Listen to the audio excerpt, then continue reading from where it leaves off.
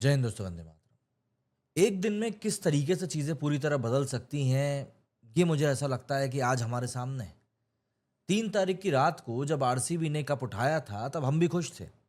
विराट कोहली के आंसुओं को हम भी समझ रहे थे। टीम के जो फैन्स हैं, उनके जश्न को हम देखकर खुश हो रहे थे। पूरे भारत में ऐसा लग रहा था कि यार किसी की अपनी टीम जीती है। क्योंकि टीम जो जीती थी, वो जीती ही इतने समय के बाद थी कि बस ऐसा लग रहा था कि यार ये लम्हा खत्म नहीं होना चाहिए, ये लम्हा जीते जाना है हमको। लेकिन उस जीत के बाद 24 घंटे भी नहीं बीते थे कि उस जीत के ऊपर एक ऐसा बदनुमा दाग लग गया कि ये चीज अब हम और भी नहीं भूल पाएंगे।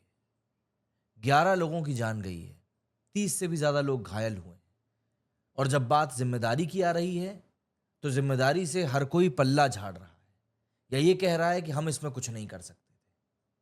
सबसे बड़ी बात ये कि ये पूरी भगदड़ हुई है आरसीबी की जीत के जश्न के नाम पर, सबसे बड़ी शॉकिंग बात यह है कि पुलिस ने मना किया था कि ये चीज मत करो। इसके पीछे के 2 कारण पुलिस ने दिए थे। 2 कारण। पुलिस ने सबसे पहले कहा था कि बेंगलुरु में जिस रात को ये आरसीबी की टीम ने आईपीएल जीता है, बेंगलुरु में पूरी रात जश्न चला था, तो पुलिस उस काम में लगी हुई थी। फिर उन्हीं पुलिस वालों को आप अगले दिन जश्न की ड्यूटी में लगा देते हो। जो रिपोर्ट सामने आ रही है उसमें बताया जा रहा है कि कई सारे पुलिस वाले ऐसे थे जो लगातार 36 घंटे से ड्यूटी कर रहे थे। 36 घंटे से 36 घंटे ऑन अ ट्रॉट ड्यूटी करना कोई छोटी मोटी बात नहीं होती, ये एक बहुत बड़ा टास्क होता है। और सबसे बड़ी बात कि आपके दिमाग पे जो प्रेशर होता है ना, क्योंकि आपको नौकरी करने के नाम पर सिर्फ टेबल कुर्सी पे बैठना नहीं है, you have to be active. आपको लोगों को संभालना होता है, आपको भीड़ को संभालना होता है, और वहां पर जो थकान होती है वो अलग लेवल की होती है। तो पुलिस ने सिंपल सा ये रिक्वेस्ट करी थी कि आप इतनी जल्दी इस जश्न को मत मनाइए, आप संडे तक का वेट कर लीजिए। 3-4 दिन का गैप है, आप संडे तक का वेट कर लीजिए, तब आप जश्न मना लीजिएगा, क्योंकि अभी हम बिल्कुल भी सिक्योरिटी नहीं दे सकते हैं, बिल्कुल भी नहीं दे सकते। उसके पीछे का एक बड़ा कारण यह भी था कि जीत के ठीक एक दिन के बाद में, क्योंकि 17 साल के बाद में ये ट्रॉफी जीते हैं, लोगों के इमोशंस उबाल पर हैं, तो संडे तक वो भी थोड़ा ठंडा पड़ जाएगा। लेकिन क्या है कि हमारे समय में, आज की तारीख में, सोशल मीडिया इतना बड़ा हथियार बन चुका है अपनी पॉपुलैरिटी को भुनाने का, अपने नाम को चलाने का, कि हर कोई चाहता है कि नहीं यार थोड़ा सा नाम हमारा भी आ जाए तो क्या ही चला जाएगा। तो सरकार ने कहा भाई थोड़ी बहुत देर तो करा ही जा सकता है, और 5,000 पुलिस वालों को उठाकर लगा दिया ड्यूटी पे। ये गवर्नमेंट की तरफ से आंकड़े आए कि 5,000 पुलिसकर्मी जो थे वो सिक्योरिटी में लगे हुए थे। आप तो शुक्र मनाइए, कम से कम आरसीबी का मैनेजमेंट और सरकार इस बात को लेकर एग्री कर गए कि ठीक है भैया, हम लोग को खुली बस में जो परेड होती है ना, विक्ट्री परेड, वो नहीं कराते। वीडियोस उसके भी सामने आए, वो विराट कोहली ट्रॉफी लेकर बिल्कुल बस के आगे बैठे हुए हैं। लेकिन आप जरा सोचिए कि अगर वो खुली बस में परेड हुई होती तो क्या होता।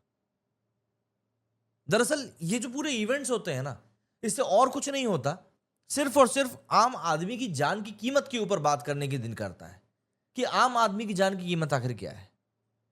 क्योंकि आप देखिए, हमारे देश में ना लोग काफी सारे भागों में बटे हुए हैं, किसी भी चीज को लेकर, चाहे आप पॉलिटिक्स की बात कर लें, आप स्पोर्ट्स की बात कर लें, किसी भी चीज को लेकर। आप आरसीबी के फैन से बोलेंगे आप इतना जश्न क्यों मना रहे हैं, तो वो बोलेंगे अरे भैया, हम एक ही बार जीते हैं, तो क्या हमें जश्न मनाने का हक नहीं है। आप लोगों से कहेंगे कि देखो यहाँ पर इस फला पार्टी की सरकार थी, वो लोग संभाल नहीं पाए, तो कहेंगे अरे भैया, वो भाजपा की वहां पे सरकार है, वो नहीं, वो संभाल लिए थे क्या, वो भी तो नहीं संभाल पाए थे। हमारे देश में सवाल उठाने वाले को दूसरे लोग सिर्फ इसीलिए दबा देते हैं क्योंकि वो उनको बुरा भला नहीं सुनते हुए बोलते हुए नहीं सुन सकते। हमारे देश में आज की तारीख में ये स्थिति बनी हुई है, इसके पीछे का बड़ा कारण यही है कि आम आदमी खुद अपनी वैल्यू नहीं करता। देखिए, स्पोर्ट्स बहुत अच्छी चीज है, मैं खुद स्पोर्ट्स को फॉलो करता हूं, और मैं जानता हूं कि स्पोर्ट्स को फॉलो करना कितना ज्यादा पैशनेट चीज हो सकती है। कई सारे लोग ऐसे होते हैं जो स्पोर्ट्स के थ्रू अपनी जिंदगी को जीते हैं, लेकिन स्पोर्ट्स के लिए जीना मरना कहना एक अलग बात होती है, और उसी को कर जाना एक अलग बात होती है। आप जरा सोच कर देखिए कि जो लोग वहां पर आए थे, जो 3 लाख की भीड़ का बार बार जिक्र किया जा रहा है, वो जो लोग वहां पर इकट्ठा हुए थे, वो जब घर से निकले होंगे तो अपने चेहरे पर एक बड़ी सी मुस्कान लेकर निकले होंगे। वो ये सोचकर निकले होंगे कि आज तो यार हम एक यादगार दिन देखकर वापस आने वाले हैं। लेकिन उनमें से 11 लोगों को शायद पता नहीं था कि वो वापस ही नहीं आने वाले। और न जाने कितने लोग तो ऐसे होंगे जो अपने दिलो दिमाग में एक ऐसा डर लेकर वापस गए होंगे कि अब वो किसी भी जश्न में शायद शामिल नहीं होंगे। दरअसल जब भारत ने 2024 में टी20 वर्ल्ड कप जीता था और मुंबई में विक्ट्री परेड हुई थी, तो बात कही गई थी कि इससे बेहतरीन लम्हा आज तक हमने देखा नहीं। बस उसी मोमेंट को जीने के लिए आरसीबी के ये फैंस पागलों की तरह पहुंचे थे। और मैं यहां पर आरसीबी के फैंस को बिल्कुल भी ब्लेम नहीं करूंगा, मैं बिल्कुल भी उनको ब्लेम नहीं करूंगा, क्योंकि मैनेजमेंट करना पब्लिक का काम नहीं था। जब आप लोगों को फ्री के पासेस बांटोगे, आप हाइप क्रिएट करने के नाम पर अगले ही दिन जश्न मनाओगे, तो पब्लिक तो फिर है ही पब्लिक ना, वो तो वही करेगी जो वो करना चाहती है। इसीलिए तो क्राउड कंट्रोल करने का एक अलग ही पूरा टैक्टिक किया जाता है। लेकिन यहां पर आप फ्री के पास बांट रहे हो और बोल रहे हो कि हमसे भीड़ नहीं संभली। हमने 50,000 की तैयारी करी थी और लोग 3 लाख आ गए। फ्री के पास बांटने को आपको किसने कहा था यार? सबसे बड़ी बात तो ये है, आरसीबी की वेबसाइट क्रैश कर गई थी क्योंकि इतने लोग वहां से फ्री के पासेस लेने के लिए कर रहे थे। क्या आपको नहीं पता कि आरसीबी की फैन फॉलोइंग इस समय भारत में किस तरह की है?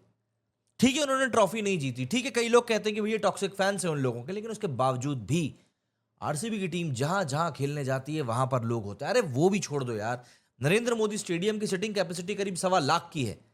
पंजाब और आरसीबी के बीच में जो मैच हुआ था ना, उस स्टेडियम में ही 80,000 लोग बैठे हुए थे। तो यहां पर तो आप विक्ट्री परेड की बात कर रहे हो, सेलिब्रेशन की बात कर रहे हो, क्या वहां पर लोग नहीं आएंगे, वो भी बैंगलोर शहर में?